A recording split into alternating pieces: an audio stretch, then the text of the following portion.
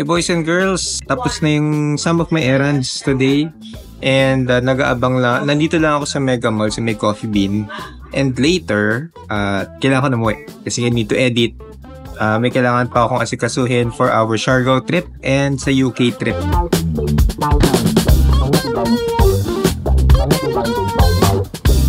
But this afternoon, I supported a friend, two friends actually, si Coach Elise and si Agi Raranggol. Mga friends ko siya doon sa coaching community sa Innovate Art Exhibit sa Newport World Resort. Ang tawag sa event na to ay 20 Degrees. Okay. So this event is sponsored by Multilingual Incorporated. Kung mag-aral ng iba't ibang languages, Mandarin, Japanese, basta kung gusto mong mag-aral ng iba't ibang language, you may contact Multilingual sa link below.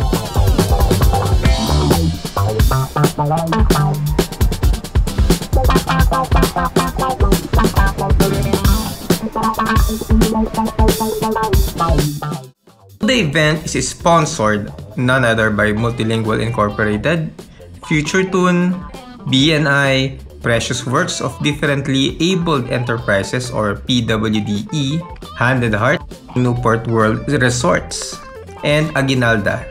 So kung pupuntahan mo ang exhibit na to, makita mo yung mga gawa ng mga featured artists na Filipinos kagaya nila Pablo Racoma Javier,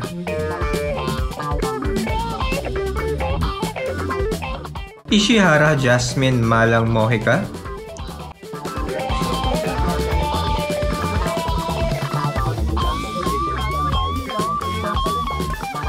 Chico Joaquin,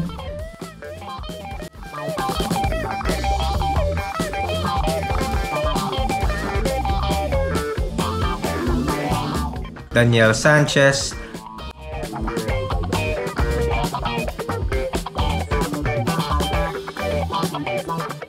Alkim Joshua dating Baptisma.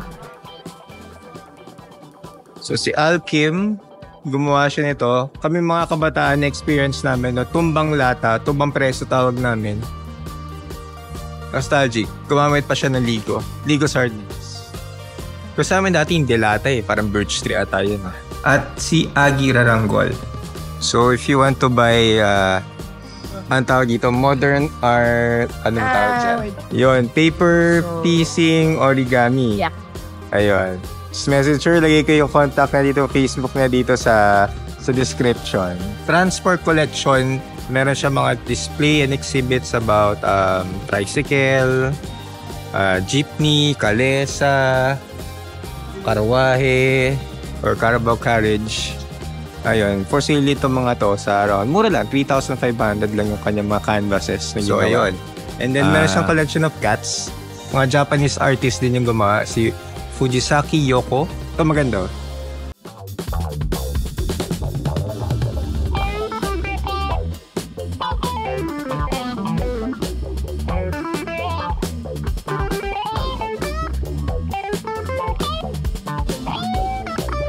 There's an art by Uchimaya Toru. Maganda siya. Tapos may mga, ano tawag dito, may mga glitter-glitter pa yung kanyang art. Japanese traditional painting pala. Yung modern traditional painting yan. Uehara Takashi. Ginamit siya ng pencil and watercolor for this one. So parang highlight siguro yung pang-color yung painting.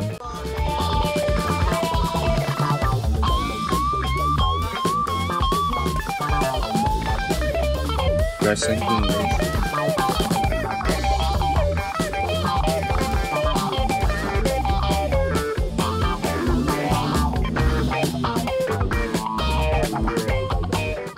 So this is a small exhibit lang that present ng mga artists from Tokyo and from Japan and Manila. So the event is also graced by Mr.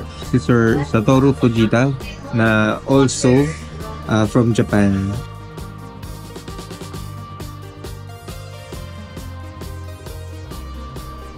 Well, on to the next segment of this vlog.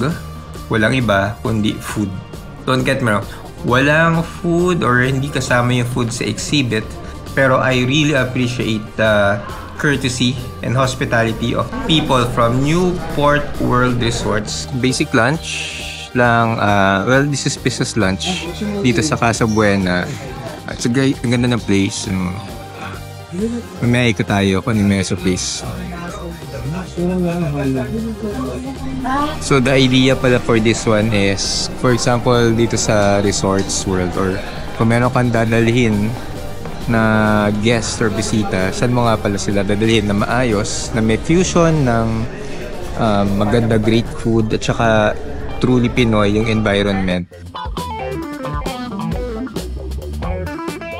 So this is the kitchen and this is where the magic happens. Yan, luto yung food. We ordered kasi yung business lunch.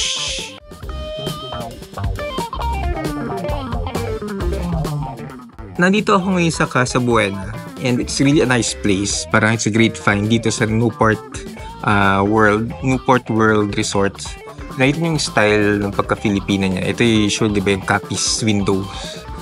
Tapos yung mga chairs niya, mga sofa niya, yung talagang hinabi.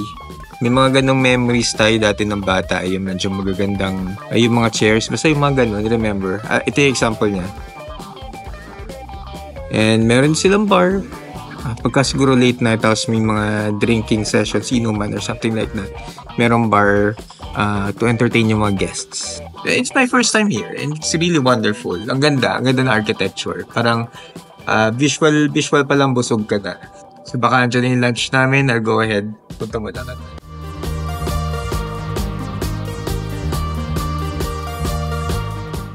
Medyo late na. And thank you for watching pala.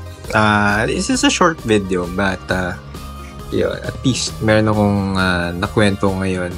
Something to look forward din. Na pag merong event gaya nito, di puntahan natin. Gusto ko rin kasi ma-experience yung mga ganito klaseng events di ba? So this event is for a cause and it's for awareness also. During the lunch meeting naman, doon habang kumakain kami doon sa Casa Bueno, marami akong natutunan in a conversation with one isa sa mga staff ng Resorts World.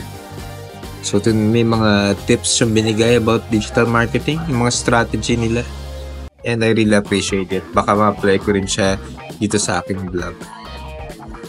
Ayun, it's a short video. Thank you for watching. Kahit paano, I hope you'll subscribe to my channel, and I hope na sana may matutunan din kayo dito sa video na to, kahit short lang. Okay, tomorrow is another day and sige, hanap tayo ng story tomorrow. And sa susunod na araw, abangan niyo yung trip ko sa Siargao. I'm leaving kami ng wife ko, pupunta kami ng Siargao Friday. And let's enjoy the trip. Hanap tayo ng story at vlog sa lugar niya. Okay, exciting. Thank you for watching and I'll see you at the next one. Bye-bye.